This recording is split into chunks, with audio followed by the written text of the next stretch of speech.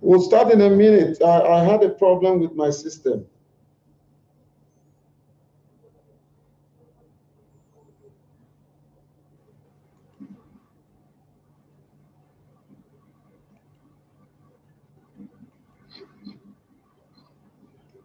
Okay, we'll start in a minute. I had a problem with my system. Okay, we're good to go.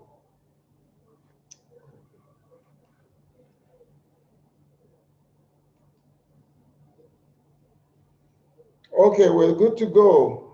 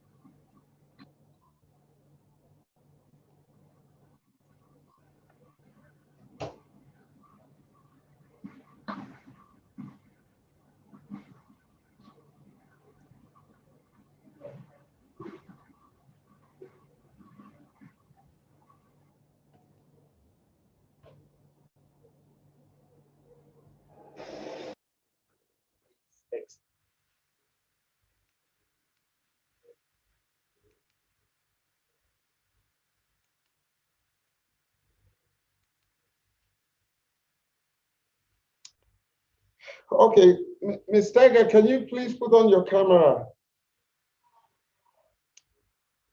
And Madam Bello, can you put on your camera?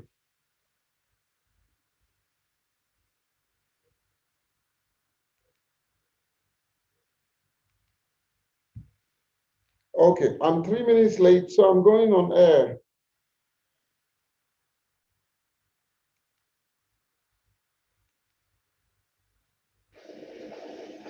It's exciting, it's educative, and engaging. Get master information on Wisdom Masterclass webinar, 7 o'clock every Sunday evening with your host, Jake Opele, CEO and founder, the Albino Foundation. Wisdom Masterclass webinar live on Zoom, Facebook, and other social media platforms. Topics that will scare you out, take you right to the next level. For more information, send email to Jake at albinofoundation.org or call 0803 533 5444. That is 0803 533 5444. Get reality on a virtual platform. Join the virtual trade. Don't be told. Get wisdom only on Wisdom Masterclass webinar, poised to take you to the next level. Good evening. Welcome to Wisdom Masterclass. I want to apologize. We started a bit late today. I had a bit of a technical hitch, and but thank God we're back on air. I have very interesting guests tonight, and we'll be looking at the very disturbing rates of drug abuse, substance abuse. What are the causes? Why are our youths and even our elderly, why are they so neck deep into drug use and drug abuse? And I have very interesting guests tonight to walk the tightrope of this topic. Many of them have very interesting, profound personal experience. They will share as we bring them on. Don't forget that we will continue the second edition next week. So keep a date with us. But for now, let's stay on this week. There's been some, epileptic internet disruption. But then the first to come on is Mrs. Tega. She has very interesting story, very interesting profile. And Mrs. Tega, I will let you kick off while we wait for other guests as they sign in. So talk to us about yourself and tell us your reflection about the topic that we're treating today. Good evening and welcome. Okay, good evening, everyone. I hope I'm audible enough. You are. Okay, fantastic. Okay, good evening, everyone. My name is Tega Omogo, and then I am a substance use recovery coach. I didn't read that in school. I actually stumbled on that from experience, going through the things that I had gone through, and then coming to a point where I realized that if I continued to bury my head in sand and decided I was going to self preserve, we were going to have a huge problem in our hands. The truth about this is that drug use is a global endemic. It is not something that we should be treating with kids' gloves. It's a conversation that we should be having. And I am glad that I am on this platform. I'm glad that these conversations have been raised. I'm glad that it is aired in as many places as it can be aired, because it is a conversation that needs to be addressed. Thank you very much. Okay. Let me bring in Hawa Bello to also introduce herself and make an intervention. Madam, you have the floor. Okay, good evening, everyone. Thank you so much for inviting me. I know it just went dark now. I'm sorry about that. NEPA just It's okay, we can see. My name is Hawa. I'm so glad to be here. This is a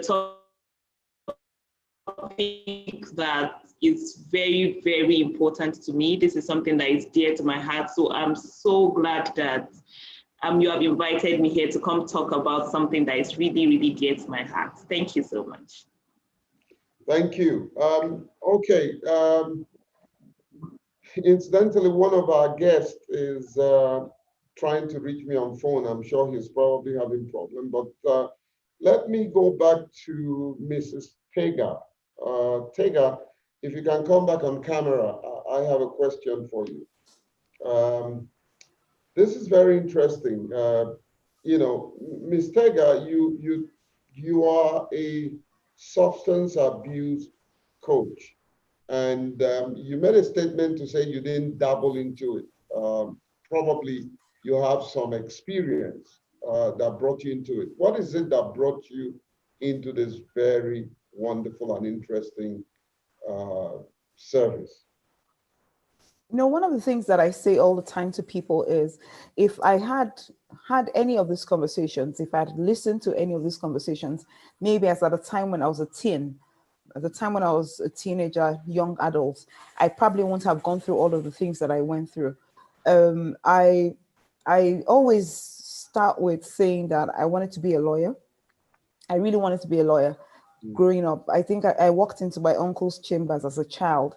And when I walked into the place, I saw a lot of books. I saw books, I saw his robe, and I saw his wig, and I fell in love. And for me, I just felt like this is what it is I'm going to do with the rest of my life. Unfortunately, because I wasn't guided, and because these conversations were not as I think it's been associated with a lot of stigma. So it's still not something that's been spoken about for a long time. So at that time, it appeared like, okay, well, if you're doing those things, you're just having fun. But we didn't understand that there were a lot of reactions and, consequences to a lot of these things. Nobody starts out with the thought that I'm going to try substance and then I would remain in substance use. We don't understand the deep effects of substance use. So many times we think it's something we can dabble in and out of. People just think, okay, I can just start smoking, start drinking, and then after a while, I'm good. Unfortunately, your case might be like mine, because I was one of those very intelligent children. I was very gifted academically, and I also had a social side. Unfortunately, because I wasn't able to do the balance, I wasn't able to strike a balance between both. My academics suffered, and I mean, there's only so much partying you can probably party. Like they say, there are different types of drugs: party drugs, study drugs, and all of that. Now, one of the things that is very significant to me is the fact that there are gateways to drug use, and many people don't. I think they underestimate the power of the gateways to drug use. one of there are a few of them I like to, use. There's personal trauma, there's family dysfunction, there's peer pressure, there's societal pressure. I think I went through the ranks. I went through the ranks of the family dysfunction. Well, it wasn't family dysfunction per se, not like my family was separated and everything was haywire. It was just a clear case of, at the time when I was younger, my mom left Nigeria and left for the UK. And for a while, I didn't even realize that that in itself had an effect on me until much later. It was we had a BCP conference done by Sam Obafemi. I'm sure many of you know him here. It was at that conference that I started to unearth and excavate the things that could have led me to what it was that was going on. I was dealing with childhood experiences that kept rearing their ugly heads. And so using substance now became my coping mechanism for being able to, stay afloat generally. So would you be kind enough? You never know who is watching. That probably at your level. Then would you be kind enough to mention some of these substances? What are they like? To me, they sound like academic. What are the practical things that people do even these days? There are a lot of things that when we say substances, at the time, people used to think that, well, hard drugs, if you're doing hard drugs alone, when you're doing cocaine and heroin, that's when it is that you're doing drugs. If you're doing marijuana, then I mean, it's not noteworthy. It's not noteworthy. Yes, some people think that if you're doing opioids, for instance, in fact, the rise in opioids in recent times has been alarming. I think that's the one that that resonates with me most. I was one of those that, in fact, I started from they call them gateway drugs, smoking, drinking, just regular, partying, because you're trying to stimulate yourself because you're going for a party. And what we used to say at the time, I know we're talking to a broad audience, international, but locally, if you were in our, local universities, what they would say is, I need to dirty my eyes before I go for the party. But what this means is I need to stimulate myself to be able to get into the party mode, because sometimes you probably are not in the party mode, but hey, it's time for party. We're in university. Freedom, hallelujah. That was my middle name. I just felt I was free, because when I got into school, there was no guidance necessarily. I was glad that there was nobody watching me like a hawk. I'm the youngest of 8 children. And of course, you'll be watched like a hawk. And I have 5 brothers.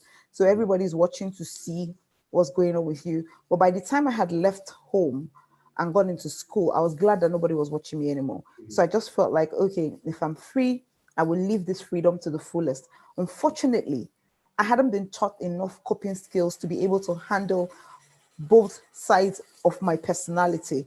I didn't have enough training and skills in me to be able to handle it. So of course my academics suffered, and at some point I had to drop out of school. Because and this Miss Tega, this is all because of the effect of the drugs that you were personally involved, right? Oh yes. Because if you one of the things to look out for when you start to suspect that your ward or your child is doing drugs is absenteeism from school. When their academics start to suffer, it means that something else is taking their attention. And it's best to actually investigate closer to see what it is that is taking their attention. So I had started from the gateway drugs, from the smoking and drinking and, smoking marijuana, to after a while, I started, taking opioids. It was really bad. It was really bad. In fact, at some point I used to tell, when there's a song that came out and they were talking about codeine diet. I looked at it and I felt that they were referring to me. What is codeine diet? That's interesting. Chris eBay, if you can put on your camera, and I'll give you the floor. What is this codeine diet? You have an amazing testimony, Tega. And I'm sorry, looks like I'm drilling you, but No, it's tell fine, us, sir. It's fine. what is this codeine diet? Codeine is the, what's it called now? The cough syrup, Benylin with codeine. Any Mhm, cough syrup that has codeine in it. I think there's codeine is it's supposed is a painkiller, is an ingredient in a painkiller or in the cough syrup. I think it aids with sleep. It has components in it that actually gives you the euphoria. That's the mhm. reason why many people take it. Wow. Chris, if you can put on your camera, Chris eBay. Chris eBay has been doing a lot in terms of give advocacy and rehabilitation. But looks like he's having problems. But when Chris comes up, Tega, it's Yes, you. please. Are you married Yes, I am. Yes. and you have children? Not yet, but soon. Okay. So what would you say were happening to you at the point that you were neck deep into this, drug use, and yet you couldn't get out of it, and nobody could talk you out of it? What was it like? What is it that was drawing you away from people? The truth is that it's not like anybody was trying to talk me out of it because nobody Mm, knew that I was doing what I was doing. mm, I found a way to hide what I was doing for so long, actually for 13 years, and nobody knew what I was doing. So it was easy to, because nobody was paying attention to me. Like I said, my mother had left for the UK. So I started living with my older sister. And after a while, I went into boarding school. I went into boarding school, I think at about 10 going on 11. So by the time I was 10 going on 11, I mean, I'd left the house more or less. You only come home for holiday. And mm. there is only so much anybody can really see when you come home for holiday. So it was easy to hoodwink everyone for a very long time. The only time I think where they could have suspected was when I failed exams woefully. I went from being one of the best students in Lagos State to someone that came out with 4 P's and 4 F's when it was time to write, you know, SSC exams. Hold on. Amazing. How old were you with all this experience? How old were you? Okay, I think I started dabbling and experimenting maybe like 14. Started experimenting with drinking and smoking at 14. But by the time I was 17, I had, started socially using. And then by the time I was like 18, Hold on. I'm excited, but at the same time, I want to make sure that my audience gets the right information. What is this socially? If when you want to talk, remove it and just Yeah. on What your is audio this and talk to people. socially?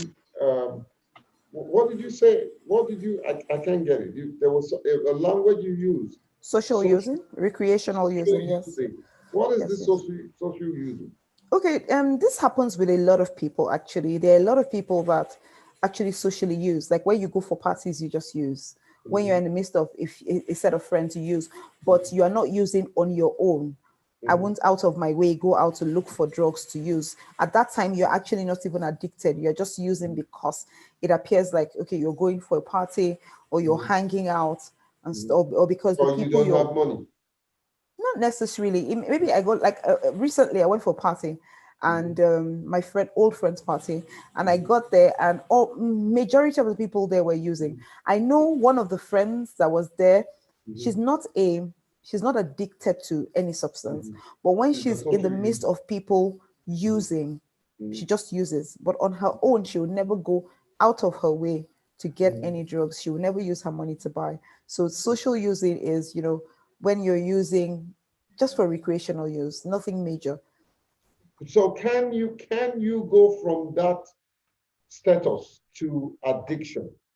I always say that the line is very thin because Mm, you go from experimenting to mhm. social use to heavy use to addiction, and the slope is very slippery. You can go from 0 to 100 very quickly. Wow. Miss Good Howard, good evening, Uncle Jack. Good yes, evening. Chris. Yes, Chris, you have been listening to us and hearing from this wonderful, very bold young woman. Um, I'm going to come back to you. Chris, I want to talk, I want to know what your experience has been. Ms. Hawa, you're signing in with two systems.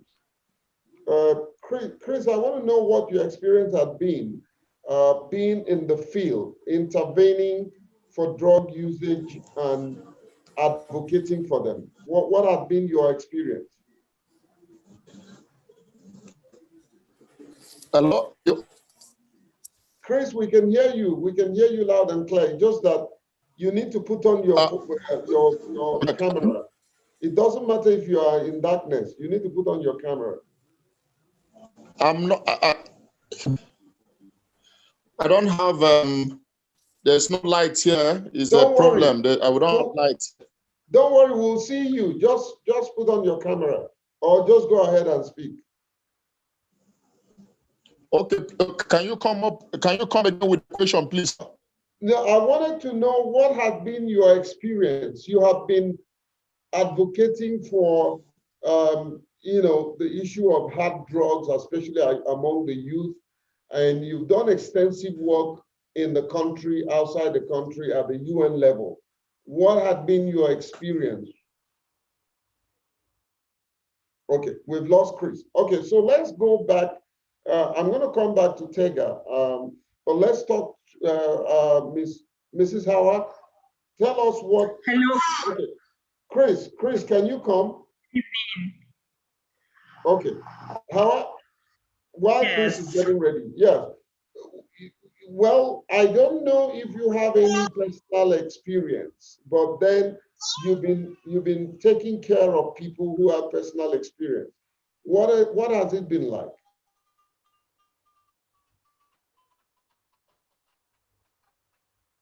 Miss Hawa, can you hear us? Okay, she seems to be having a connection problem. Chris.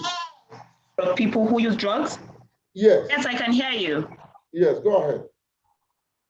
Okay, so I said, if I understand your question correctly, you were asking what is it like to take care of people who use drugs? Is that what you said?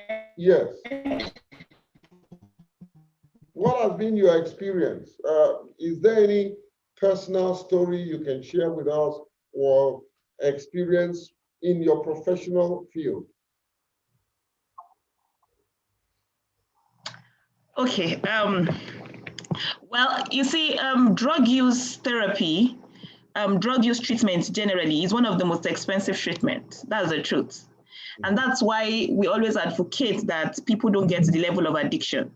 Because when you get to the level of addiction, treatment is very expensive and it's not easy. It's a really, really tough work. It's really, really hard to treat addiction generally.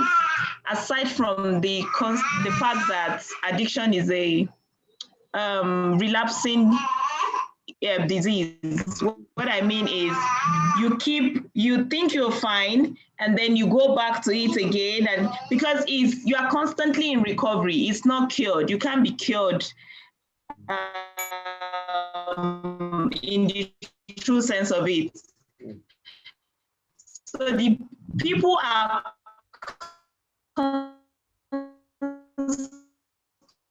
constantly in recovery.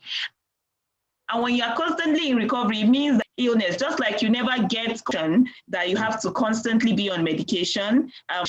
Is practically from addiction now, so I can go back to taking alcohol socially, for example, or I can go back to taking weed socially, for example. It's not possible, except you want to go back to your previous ways of full addiction. So you can say, for example, an alcoholic cannot say that, okay, I'm fine now, let me be taking one shot, or let me take one bottle of beer or something.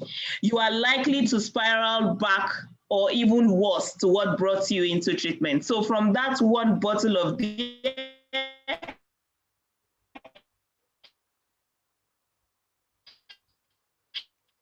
okay, this is almost like how this is a internet problem. Okay,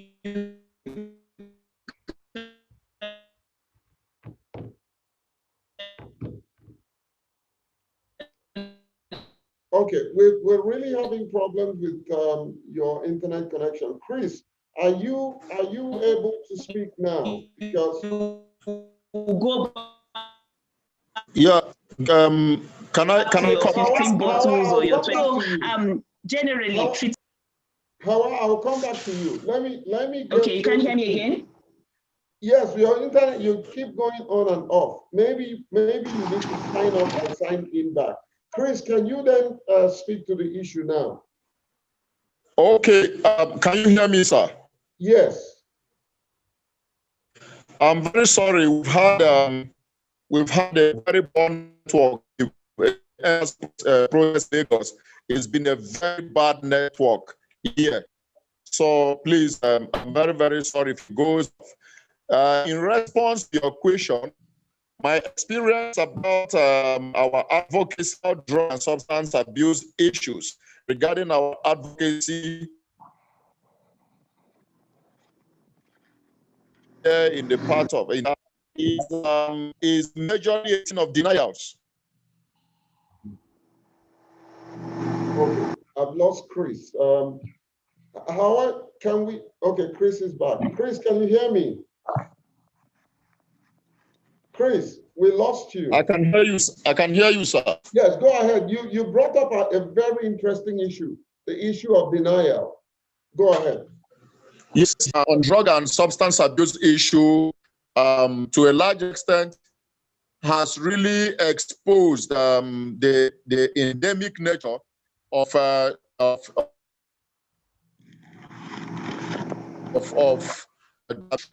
although it has been a thing of denials from especially the addicts, be it from the parents, from the family, and the addicts themselves. You know, nobody, especially no family in Nigeria, wants to admit that they have their subject or their wards is having an addiction problem. So the issue of advocacy has really come to kind of expose and also encourage families to come up with solution, to come up with their problems, you know, to expose their problems when it arises, you know. So advocacy here, although it's not on a massive note because of the challenges inherent, but it has gone a long way in also exposing the endemic nature of drug and substance abuse in Nigeria. Okay, fantastic, Chris. I'm gonna just open up, throw a general question, and any of you can pick it up. You know, can we say that even the situation at hand, the pandemic, the COVID-19, which have allowed many of these words and even married people and students who don't have the liberty of going out because of the situation. I think it has also increased the situation. And Ms. Tega, can you comment on that? Do you feel that the lockdown also have contributed to even greater number of users? Absolutely, sir. One of the things that I'd like to say is that beyond the fact that a lot of people have been using, I think that the lockdown brought many people in touch with a lot of feelings and emotions that they had probably been suppressing, and because of the mental health aspect of being trapped, the fear of uncertainty and all of that, many people resorted to coping with drug use. And one of the things that happened around, I started a Facebook series on doing live sessions. One of the things that made me, start talking about this was during the lockdown, I had said my introduction was, in this lockdown, you're going to come in contact with three people. You're going to come in contact with yourself, because I mean, we were all stuck in the house, and many of us have been too busy to even stay at home and come in contact. We don't even understand our own company. So you will come in contact with yourself, you will come in contact with your spouse, and you will come in contact with your children. And in this time, indeed, I can't even count the number of phone calls that I got when people kept calling and saying, I just found out that my spouse is doing drugs. I just found out that my child is doing drugs. So the pandemic and the lockdown brought many people in touch with their inadequacies and the fact that they had no coping mechanisms to deal with these inadequacies. And then many of them that were social users also decided, or let me say, were forced into using constantly because of the need to escape, more or less. And then many of them were found out because, I mean, at that time, you can't go anywhere. And being that addiction is a brain disease, it is addiction is a habit you have formed that turns around to form you. You were the one running after the addiction, like I heard today, and now the addiction is the one pulling you. No matter how much you try to hide these things, it is like smoke. It will come out. It will come out. You will not even know how to help yourself. I know a father that found out recently that his son had been drinking bottles of codeine. And when he found out, it was when they called me and I was at the house, trying to talk. He told me to come and see the side of his house. So I went to the side. There's an empty space. They built their house. I think the next one is a plot of land. It's empty. Nobody's building there. And so they saw bottles and bottles of codeine. So the father said when the first time they cut all the grass there, that he thought that they were about to open a factory for codeine. And so they were gathering the bottles. He didn't realize that it was his son who was the manufacturer of the bottles. The boy had, every time he drank, he would just toss it through the window into those places. And when I asked the boy what was going on, he said he was afraid. He didn't know how to deal with, being at home.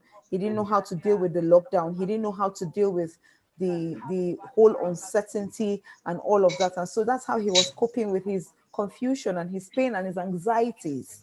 So yes, the lockdown was a major contribution. When people don't know what it is how to deal with, uncertainty and their, anxieties and panic, they resort to things that can help them, they resort to external things that can help them cope with their present situation. Yes. Okay, so I was going to ask Mrs. Bello. Mrs. Bello, don't worry about the light. Just be on camera. We're seeing your face. Don't worry about the light. But Ms. Bello, I wanted to get a professional impact of substance like codeine. What does it do to an individual? Are you there? Okay. I think Ms. Bello is trying to get herself situated. Chris, can you hear me? So, Mrs. Tega, I'm with you. Please explain to us, and we're going to do that in about a minute. Explain to us what are the effects of this drug we've been talking about, and I wanted to know more about what are these substances, what are, and even terms, terminologies that children and youth uses to spread and give these drugs to themselves. Let's start with the terminology. They have specific words and expression that they use. Can you remember any of them? And well, there are different names. They call, like marijuana, for instance, can be called Mary Jane. They call marijuana Mary Jane. You hear them say brown sugar is heroin, for instance. Wow. Cocaine is what's it called now? Brown sugar is heroin. Cocaine is cocoa. Then brownies, they call brownies. Those are edibles. They're is marijuana that they mix with to make a pastry, sort of. So you could hold on, Ms. Tega, Mrs. Tega. I hear cocoa, And you know, there's been a song that is popularized, and they sing the Coco. No, it's not the same. It's not the same with They that. don't have That's any the connection. band. I don't think he has any Yes. connection. No. I Okay. think no, the band is talking about something else. The band just is actually sexualizing the thing. It's talking about Okay. something else. That's not what it Okay. is. Okay. But that's Coco. There are different names. Mary Jane. There is okay, like for Refnol, for instance, Rohypnol. They call it Ruchis or Ruchi. They call Tramadol Trams or TM. They have different names, coded You names. know why I'm Schoolboy. asking you this? You know No, why sir. I'm asking you this? There may be parents who are on this call, or maybe you're watching me on social media, and you are at home. Maybe your child's friend comes in and they're using these languages. You need to know what they are saying. You need to know, because these young chaps and even adults, have a tendency to confuse you, by the words that they use in getting what they're getting. So there's a need for you to know when these exchange of words or phrases are being used within you, so that you know where your child is going. So tell me, um, what are the things that a user can do that will attract a non-user? What are their body languages? What are the things that they say? What's the attraction? What is it that can bring somebody into this kind of vices? One of the things that I say all the time is that we need to start, talking to our celebrities and the people, our celebrities and the, people that are influential, social media influencers. They are the ones that our children are actually looking at, because in these days we realize that our children are more interested in popularity than values. So if you check what's going on, a child will be thinking, if somebody has an accident, the first thing a child is thinking about doing is whipping out their phone and taking a picture so that they can post it on Instagram, be the first person who has posted it so that they can have enough likes. Likes are more important to them. That's why I'm talking about popularity over values. So if we are going to start having these conversations, we're going to start having our children understand that it is important to create values. Values are more important than being popular. Those are things that are long lasting. Those are things that you can live with and do with for the rest of your life. They add more to your life than popularity, for instance. So our social media influencers have made this thing appear like it's so cool. One of the things I know that happened to me when I was younger, I used to watch, I think there was a movie I watched or something, and I saw how the lady handled the cigarettes. And then every time I look at myself and say, God, she looks so cool, the way she held the cigarettes. I constantly had at the back of my mind that she had red painted nails, and the way she handled it, took it to her mouth. We need to start making them understand that the fact that it is done does not necessarily mean that it is good to do. And then when they're doing their videos, I know a boy that said to me that he gets inspiration when he's high, that he only gets inspiration to do music when he's high. And then if you're going to be saying stuff like that, people that listen to you will now, somebody, okay, like recently, I'm a teens teacher in a teens church. And one of the boys in the teens church is a very good dancer, talented dancer.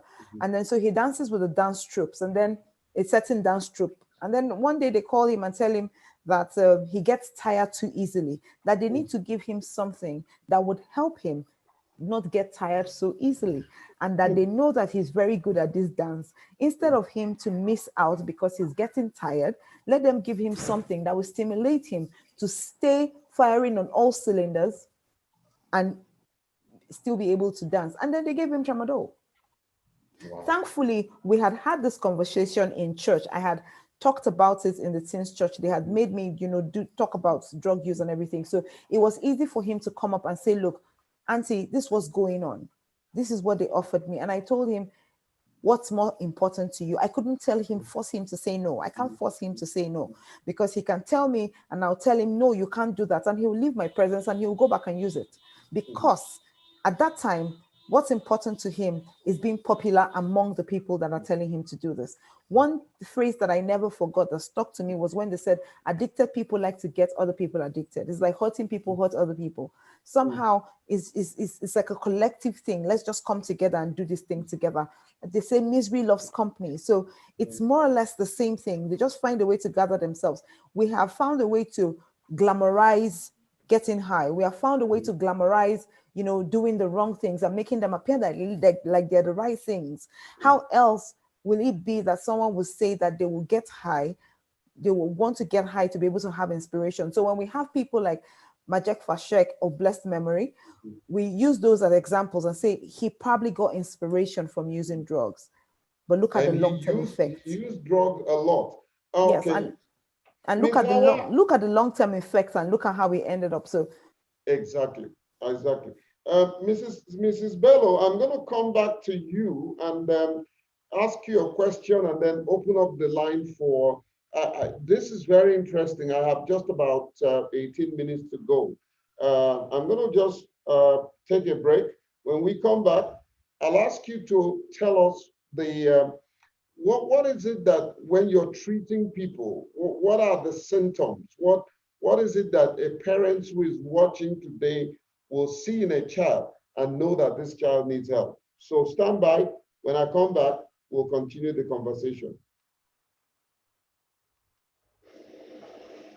It's exciting, it's educative, and engaging. Get master information on Wisdom Masterclass webinar, 7 o'clock every Sunday evening with your host, Jake Ebele, CEO and founder of the Albino Foundation. Wisdom Masterclass webinar live on Zoom, Facebook, and other social media platforms. Topics that will scare you out, take you right to the next level. For more information, send email to jake@albinofoundation.org or call 0803-533-5444. That is 0803-533-5444. Get reality on a virtual platform. Join the virtual trade. Don't be told. Get wisdom only on Wisdom Masterclass webinar, poised to take you to the next level.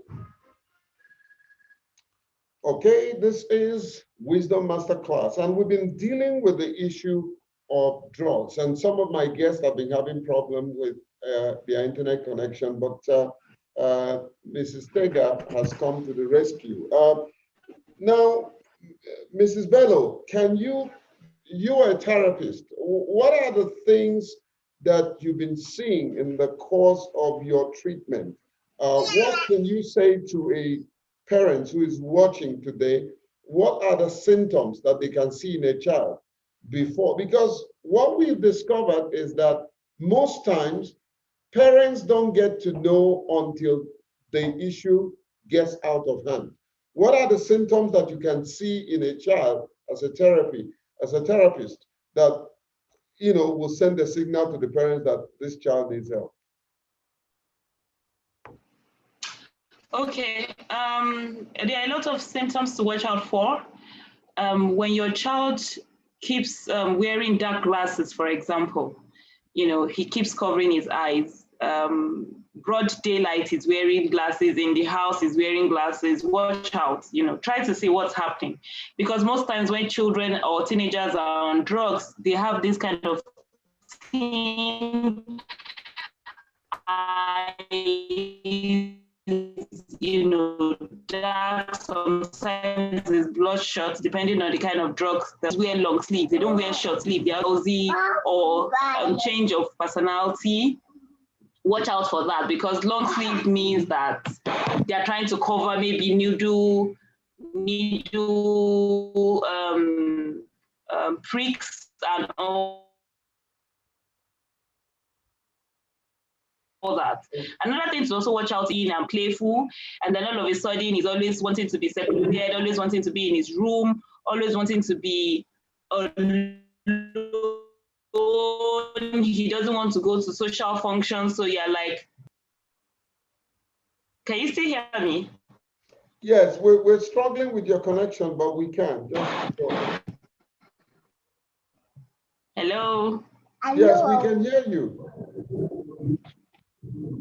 Okay, so if the child begins to avoid going out to social functions, so you're like, let's go to this party. He says, Mommy, no, don't worry, go. Or Daddy, no, don't worry. So he wants to avoid going out with the family. He wants to avoid going out to places he usually loves to go to. Watch out, something is not right somewhere. Okay, so I'm going And to then open up. another thing is if he's always having. Go ahead. Can you hear me? Okay. No, yes, go ahead. You are saying another thing. Okay, so if he's always having infection, yes, if he's always having infection of the throat or of the nose, this comes from constant sniffing of these substances. So if the child is always having runny nose, is always coughing, and skin infections, watch out for skin infections, constant skin infections that refuse to go. These are all signs to watch out for that something isn't necessarily right. And then you want to take that child to run some tests or ask some questions. Okay, so let's get some practical experience. Tega, did you experience any of these issues that Mrs. Bello mentioned? Well, absenteeism, absolutely. Using sunglasses everywhere. I'm still a sunglasses girl, but now I use it only in the sun. But because I always needed to hide, what I was looking like. And then I used to also be quite unkempt. I'm a girly girl, I'm not a tomboy. So, but I used to be very unkempt. I'll just be I couldn't care less what I looked like. I think I had a cough for such a long time. I had a cough for such a long time, and that was one of the reasons it was easy to deceive people. When I'm going to buy cough syrup, I just start coughing in the pharmacy, and then let me just take and be going. So I did experience that. I did experience runny nose for quite a bit, and I was excusing it to the fact that my father had cold quite a bit. I think he was asthmatic. So I used to just say, I have cold like my father. Those were the things that I was using to cover up the things that were wrong with me at the time. Yes. So okay, I have more questions, but I want to open up the line now for our audience. Quite a number of you have signed in, and much more than I saw on the registration platform. Thank you for doing that. Please, if you have a question, there are three ways you can ask a question. Number one, you can post that question on the chat box, which you have access to. Number two, you can also send the question on the Q&A corner, which you have access to, or you can lift up your hands electronically. If those of you who know how to do that, if you lift up your hands, I'll be able to open up the microphone for you to ask questions directly in your own voice. I have just about 11 minutes to end this webinar. And for those of you who are interested, I'm recording this so that we can repost it and make sure that everybody hears about it. While we're expecting questions from our audience, Mrs. Bello. Yes, please. Obviously, from what both of you are sharing, there are likelihood of erratic behavior from either social user or addicted user. Can you outline some of those erratic behavior? I'm not a psychologist, but from what I gathered from both of you, there's a likelihood of erratic behavior either from the child user or adult user or an aged user. Can you elucidate? Can you tell us some of those behaviors? Okay, yes. It actually depends on the kind of drug the person is taking. Some drugs are depressants. So what does it mean to be a depressant? It means that it just calms the person down. So it just puts them in this state of extreme calmness that, nothing matters. So it's not like they are erratic, but they are just calm. They are just sedated. Maybe a lot of stress, or maybe they have a lot of worry. That why there are some drugs that put you in this euphoric state, this state of excess happiness, excess passion, excess, that euphoria, it puts them in that euphoric state. While there are some drugs actually that when you continue to take, it then begins to have serious mood swings for them. And this is where the erratic changes you are talking about comes into play. So for some, they go into depressive states. When they go into depressive states, they can go into what we call like the kind of bipolar depression, in which one time they are sad, extremely moody, and the other time they are extremely hyper. And when they get this hyper, they can do what we call risky sexual behaviors. So they would go for one night stands. They would, anything is sketch if it's a man, and if it's a woman, any guy that comes to ask, they get loose. Let me use that word, loose, at that point. So they can go into shops, buy everything they don't even need, spend their last kobo on what they don't need because they are high on that drug, and then their mood is manic. We call it the manic state. So they go into that manic state and then they just do all sorts of things. When they come down, because of course there's always withdrawal, when the drug is getting out of your system, then you drop down and go into this withdrawal state. When they go into withdrawal states, so depending on the kind of drug, the withdrawal can be very horrible. Sometimes some are shaky, some are sweaty, some are hallucinating, they are seeing things, they are hearing voices, someone is pursuing them.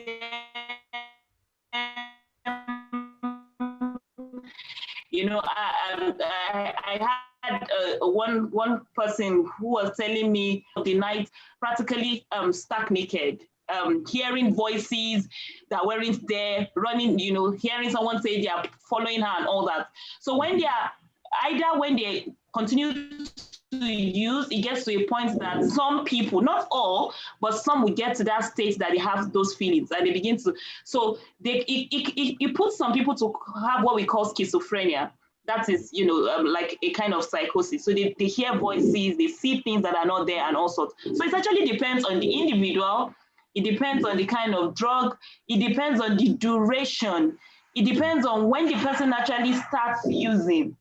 The earlier the person starts using, the more danger, the more the negative consequences. So if someone starts to use like from 21 years up, they have 40% less chance of getting addicted, and they also have they have better prognosis. But when people start lesser than 21, so you cannot talk about your character and not talk about how you respond when there is external pressure. In simple terms, it is your energy. I think you're playing something that is coming out of your environment. Are you playing something at the background? Yeah, something just came up. Sorry about that. Okay, no problem. Okay, so Mrs. Bello, go ahead and round up. Hello, Mrs. Bello, can you hear me? Okay. So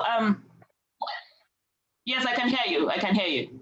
So for individuals who start like maybe 14, 15, 16, any age less than 21 years, they are more likely to get addicted, and their prognosis is usually not so good. So that's why advocacy, and make sure that we let and kind of find a way to delay it, that they don't get to use, if at all, until when they are 21. And then even at that point, for legal drugs, it should not used at random. I hope that that answers it's deliberate. It's deliberate. I've not gone into treatment. It's deliberate because I want to establish two basic things that we will accomplish on this broadcast. Number one is causes. What are the causes? And then we'll talk about the effect. So on next week broadcast, we'll focus on solution. And, but then I still want us to talk about, what are these substances and abuses or drugs that you haven't mentioned before that you suddenly have remembered, Mrs. Taker? Are we talking about the street names now or regular substance? Please, street names, tell me anyone that you haven't said before. Okay, well, like I said, codeine, okay, for cocaine, for instance, it can be called Nora, it's called Charlie, Mojo, or Flakes. Heroin, of course, they call brown sugar, they call it Italian. Then tramadol is TM, they call it blue. There's something I keep telling parents, when you hear your child saying Baba Blue, your child is not talking about the sweets. It's not the lemon, Vicks, Baba Blue, no. When they're saying blue, they're talking about Rohypnol. Tramadol is TM or trams. Codeine is cocoa as well. It's called Cody or schoolboy. Crack is candy, or it can be called rock. Then the sniff gum, the gum that they use, shoemakers use, shoe repairers, they use that, and then they call it solution or they call it diamond. And these days I hear that it's gum. It's gum. Does it make anyone? Does it have the capacity to make anyone high? I think the pungent smell. I think it's Coach Hawa is the one that's able to answer that, because that really pungent smell, I'm not sure what it is that it does to the brain, but that's what I realized, that a lot of bike boys, all those boys on bikes, when they are, you see them put a handkerchief over their nostrils, they are not protecting themselves from the excessive dust that is in the air. They actually have soaked their handkerchiefs with these things, and they've tied it on their nose. So as they're riding, they're inhaling the thing. These days, they inhale the fumes from fire extinguishers. These days, they are using Oreptal, the blood tonic, and drinking it in large quantity to be able to get some form of high. They're also scrapping wood. They'll scrap the wood and burn it and then smoke it. There is a lot of things that they're doing. And then the most recent one is the gutter water. Well, it's not so recent. It's been there for a while. And it's like a Chapman-like drink. It's a combination of codeine, retinol, blackcurrant. Blackcurrant drink is the base, so it gives it that color. Blackcurrant drink, it has codeine, it has crack, it has heroin, it has retinol, and it has tramadol, shaken together, and marijuana, shaken together, pressed down, shaken together. And then one of these things has a crazy effect on you, on your mind, on your brain, not to talk of the combination of these substances. So that's the one that they're using now. And then the edibles, of course, that's the brownies. They're doing this because in their minds, they're not actively using the drugs actively. They're thinking that, well, I'm not, after all, I'm not shooting up. I'm not smoking directly. I'm not injecting myself. That's what shooting up is, injecting themselves. I'm not injecting, I'm not sniffing, I'm just sipping something. So I tell people that if you see your child with a bottle of Coke or a bottle of Chapman that is refusing to finish, please look closely at that bottle of Coke. There has to be more to it, because these days they just pour codeine in drinks. And then when they're drinking, they just keep sipping it all day. They just keep topping it and sipping it all day. Mrs. Tega, I'm blown away. Did you say gutter water? Water that's the street name. That's the street name, actually.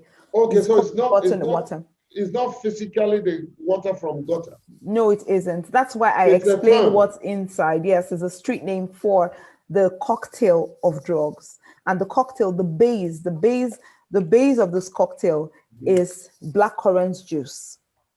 And so blackcurrant, they put codeine in it, they put marijuana in it, they put Rohypnol or tramadol in it, they put crack or heroin, one of them, or cocaine, mix everything and drink. Okay, and my time is up. I'm glad that we're convening again next week. But on a final note, Mrs. Bello, yes, please. Tega raised a very important issue, and that's the issue of what is it in the codeine that makes these addicts high? Okay, it's a psychoactive drug. So psychoactive drugs will actually just, like the inhalants she was talking about, these inhalants are psychoactive. So what we mean by psychoactive, it means that they activate your brain neurotransmitters. So your neurotransmitters are activated, they release, depending on the mechanism of the particular drug, is either they release dopamine or they block dopamine from coming in and all that. So different drugs have a way that they stimulate the brain and then create euphoria or calmness or whatever it is that the person is seeking. However, I want to talk about something she hasn't mentioned, which actually is also drugs that people abuse a lot, especially the working class people. And this is over-the-counter drugs. Absolutely. Absolutely. Drugs such as sleeping meds, like you have, and that's why some of these drugs are now strictly on prescription. You don't just get them anyhow. Painkillers, there are some painkillers that people abuse. They use them a whole lot. So it's not only the cocaine, the codeine, the heroin and all that, but a lot of over-the-counter drugs are being abused, especially, Okay. Okay, we'll talk about that. I'm out of time, but then I want to ask you, what does coffee, what effect does coffee have? Okay, yeah, coffee too has some effect, although we don't put it at the same level with all these other psychoactive drugs, even though coffee, which is caffeine,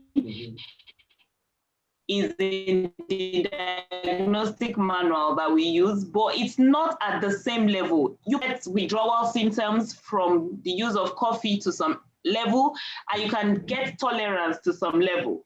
However, it's not like these other drugs. Though we do tell people that if you know you get withdrawal and you get tolerance from caffeine, you should stop using it or reduce it. But it's not at the same level with all this heroin and cocaine and all that. Okay, I'm asking because I love coffee. I'm not addicted to it. I can do without it, but I love coffee. Okay. All right. It's But fine. anyway, I want to thank both of you ladies, and I'm so grateful to both of you. Mrs. Steger, you are an inspiration, and I would want to see you write a book out of this if you don't have one,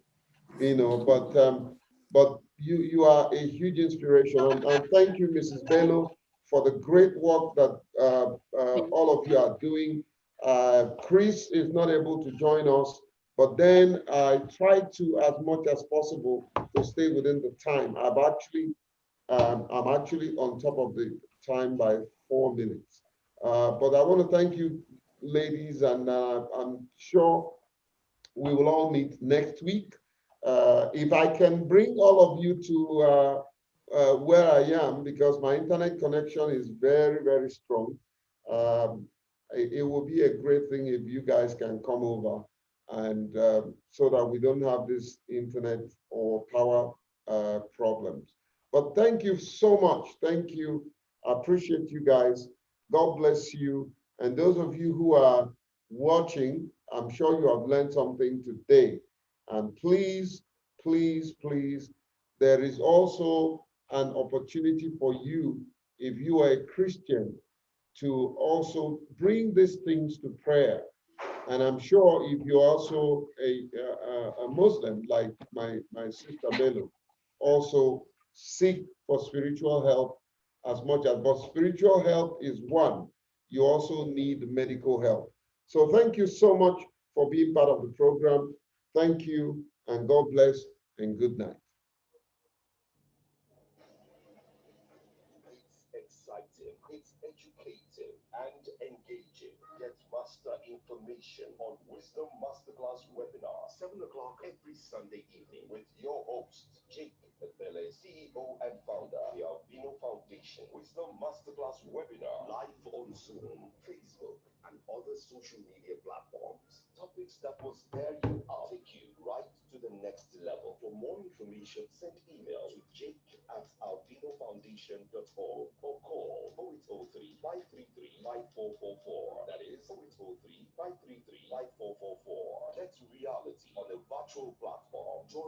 your trade. Don't be dull. Get wisdom only on Wisdom Masterclass webinar, poised to take you to the next level.